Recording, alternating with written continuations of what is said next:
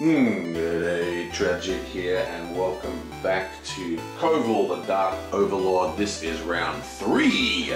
Let's get into it. First we move the Stick of Destiny, and yellow goes first. Now we have 4 people on this round, so it's really time to start looking at some decent points. I think what we're going to do is we're going to spend one of our units and a single gold. It looks like my cat has been walking on here because this is all, I think that was at 5. I'll have to quickly go check the video, find out where the gold was. Okay, so this was actually at 3 gold, so we're going to set it down to 2, and we're going to build one of these marks here. Now I'm absolutely sucking at this game because I'm not fighting enough, and I've got no money. Yellow hasn't even changed a single unit, so he's all at zero money. It's just terribly done. So we can't actually buy anything here really. We're coming to green though. Green has 3 gold. Firstly, he's going to move the dragon into the forest zone, and he has a meeple ability here from his Dark Overlord, which says he gains a gold every time he walks into a forest zone. So I'll give him 1 extra gold, and in fact I think I'll move him into this forest zone here. Then he's going to buy this guy. This is a +4 ranged. Excellent card. Now it does cost 8 gold, but we're going to trade in this tired hero that costs 6 gold. So we've paid 6, 7, 8. Now it's Blue's turn. Blue is going to activate this dude here to get the move a troop bonus. And he's going to move a troop into here. And then he's going to initiate a combat using Bowser with that guy. So that is 3 attack, plus the 1 attack from the meeple, so that's 4 attack, plus his ability says activate all aftershock abilities, and this guy has an aftershock ability. Gain +1 for each minion costing 2 or less. So that is 4, 5, 6, 7 attack power he's produced. And he is targeting the castle, and we need to do 3 damage to that castle to destroy it. So if we look at Red's cards here, we do have this little raccoony rat looking thing. Now we can activate that for 1, plus we also have the ability at the bottom gives him +1. So that's a total of 3 defense versus 7. Now we do have this 1 card that gives him an extra defense. That'll give him 4 defense, but none of the other ones are defense cards. And that's it. So that's only 4 defense, which means Blue beats the castle by 3 points because he produced 7, which means it is actually destroyed and removed from the game. That gives an extra power relic to Blue, and it also gives him 2 gold. Now, I'm not sure if these are actually, I don't think these are actually removed from the game. I think you can rebuild them. It's now Red's turn. Red has 4 gold. He's going to buy this dude here. Costs him 4 gold. Takes him down to 0. We're going to replace this guy here. So we didn't do any block because there was no point. He's now going to initiate a combat using that character. So he's going to exhaust him. So that's 4. That guy is attacking for 2, plus the original meeple, that's 3 attack, plus 1 from here. That is +2 attack, so that is 5 attack, versus this blue meeple who is actually exhausted. This guy has no defense. He's got some cards that give defense, but he's not going to use any of them, in which case he automatically loses. The ability of Shearer here gives him 2 gold every time he loses, so that goes back up to 5, and this is removed from the board. And Red gets 2 gold. Now it's Yellow's turn. He's going to initiate a ranged attack versus someone in the town by activating this guy here. So meeples don't have a default range, so they start at 0. So that is 1 range plus 1 range for being in a desert space. So that's 2 range he's produced versus blue. Blue is again, he needs to create 2 block. He's got no blocks on any of his guys. Unfortunately, he does have 1 block here, but that's not enough. So this guy lies down and we get 2 gold. She's then going to swap that guy she just used, this 0 cost, and replace it with this dude, which costs 4 gold. It's now green's turn. Green is going to activate this dude here for a ranged attack of 4. And he's going to go bam and do a ranged attack versus this guy. Now, this dude is tapped out, so he can't defend. So he just needs to do 3 damage. He's done 4 damage, which means he is destroyed. He gets to draw a power card, and he gets 2 gold. He is going to then sell this assassin. That gives him 8 gold. Plus -2, 1, 2. And that's going to give him 10 gold. And put this guy into play. Now it's blue again. He's going to just lay this guy over and heal his castle by 1 point. And that's going to activate his secret plot. Repair at least 1 hit point on your fortress. I was going to draw another card. Yoink. He's then going to spend 2 and swap out this guy for this little dude here.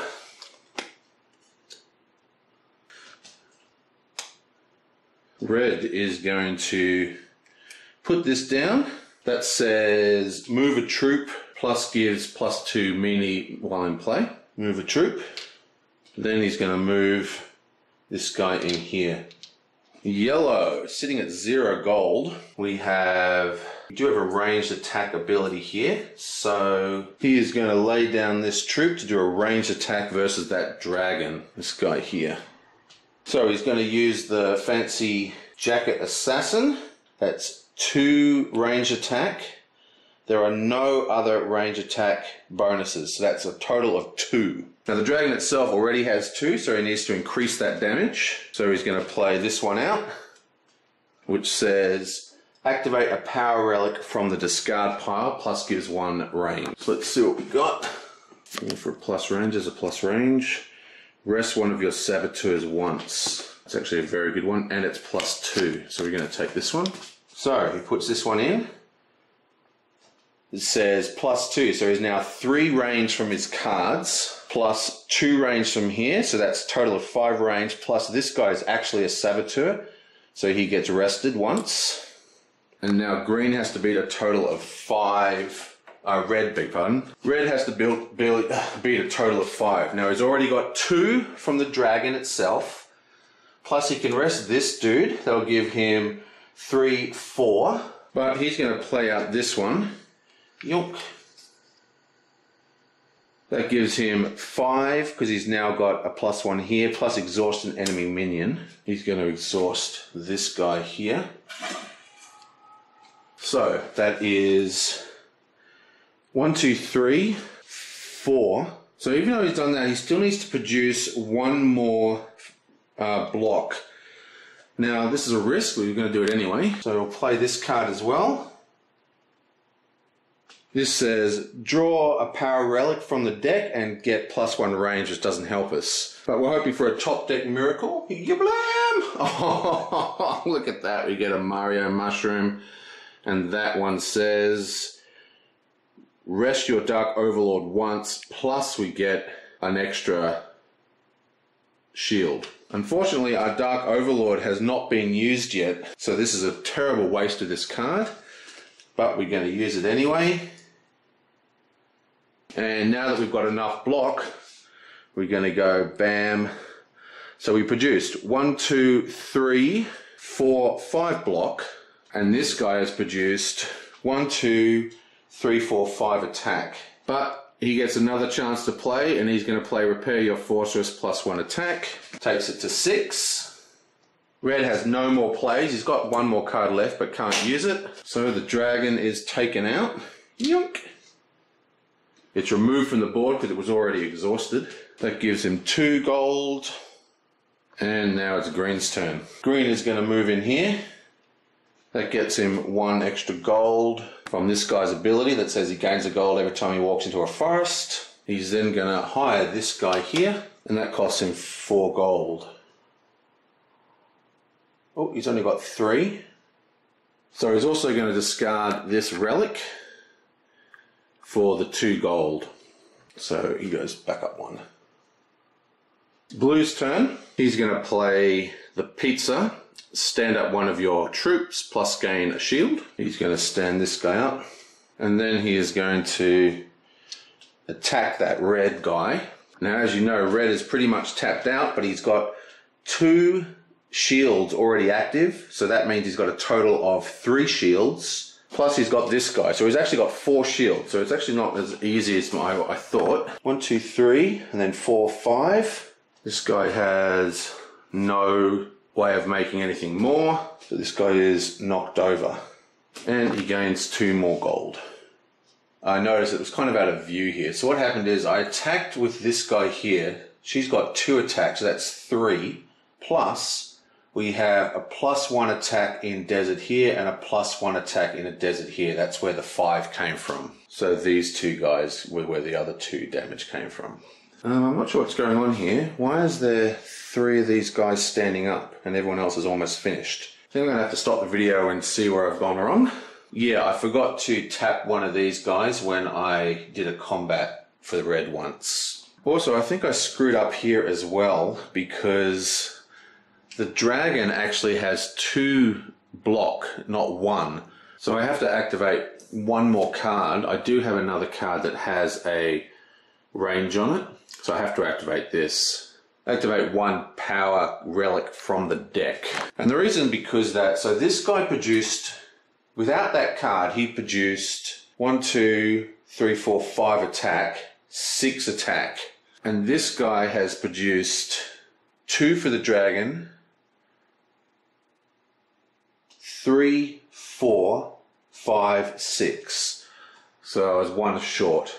We now got the extra card that I just played to fix that, so same result. But it also has activate 1 power relic from the deck. So we get to choose any of these.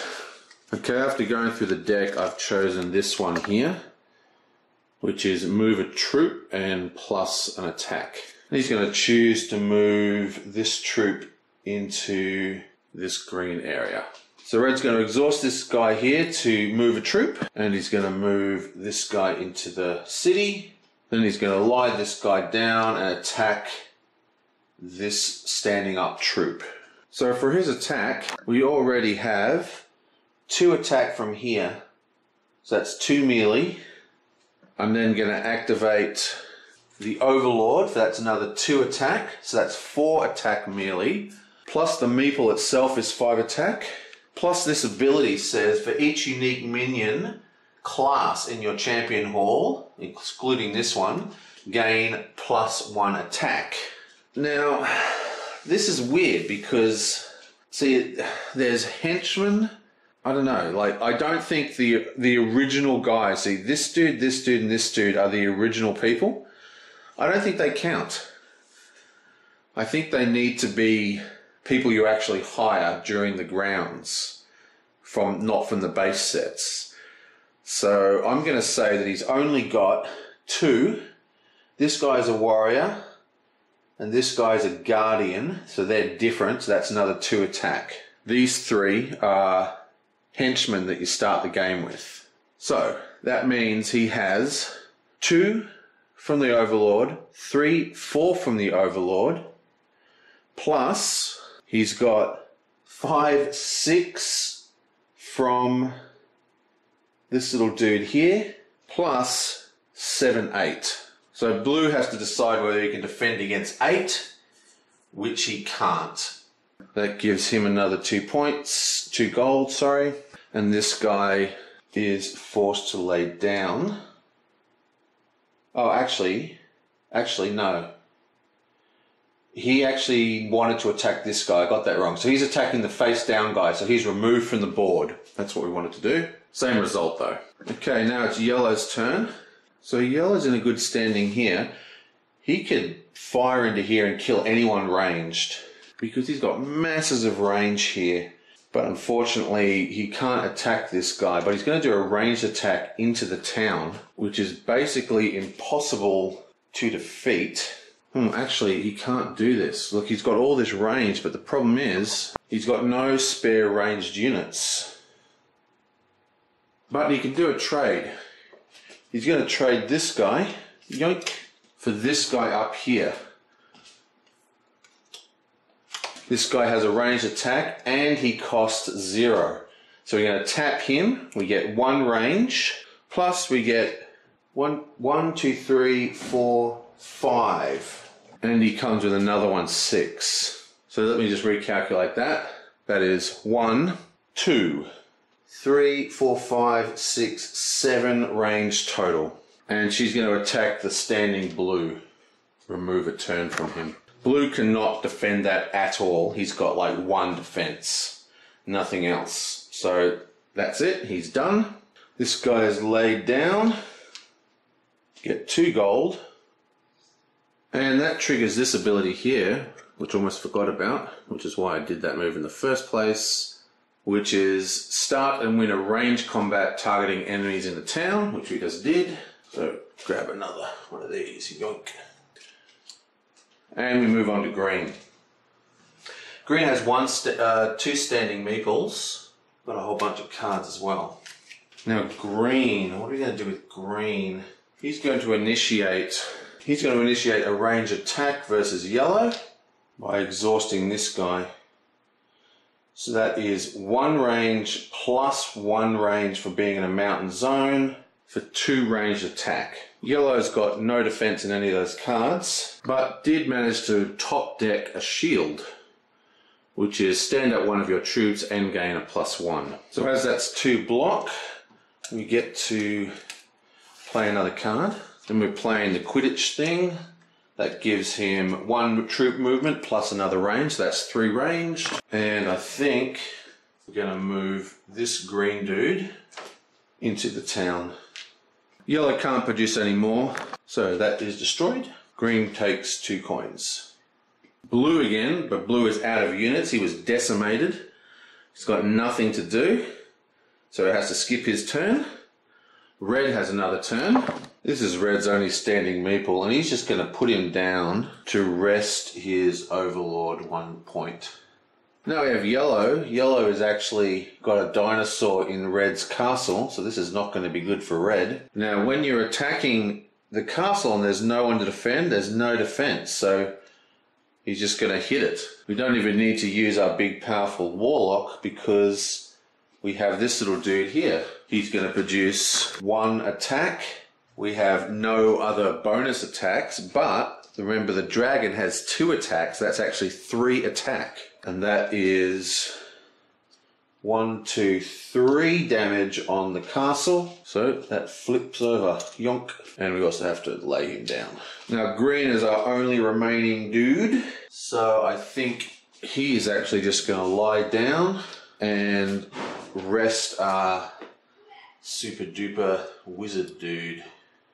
And that is pretty much the end of this round. So the first thing you have to do is discard all the cards in play, which I often forget to do for some reason. Draw out new ones. 4. Wow, these are the epic ones. Hey, I've never seen these before. They're 14 gold. 7 attack power. What is going on?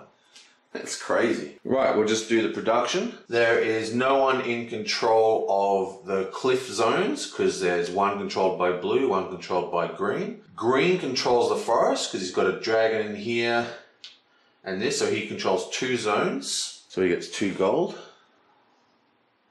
The deserts are controlled by red because he's got 2 meeples controlling the city. Plus he's controlling there, so he controls 2 desert zones.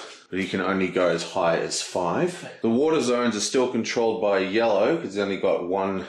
There's only one unit in a water zone, so he also goes up 1 because he's already max. Now I just got to stand everybody up. There are 4 meeps in the city, so 4 rebels appear. Going in turn order from this turn, it goes green gets 1, blue gets 1, and red gets 2. Now it is day 5. Now it is day 4. Now this is usually the last round, but because we're playing the epic variant, there's another couple of turns. So we are supposed to have 5 troops each on the board now. So green has 1, 2, 3, 4, 5. Yellow has, we'll put another 2 here. 1, 2, 3, 4, 5. Red lost his outpost and his town, but you can still summon, so it just goes here. This is just worth VPs at the end. Blue lost everybody, so all his meeples go into here and he's in a really bad position. In addition, during this phase we can choose to buy new dragons. So yellow and green are the only people with dragons at the moment. Neither of red or blue are going to buy a dragon though. Okay, that is it for this round. I will see you guys next time.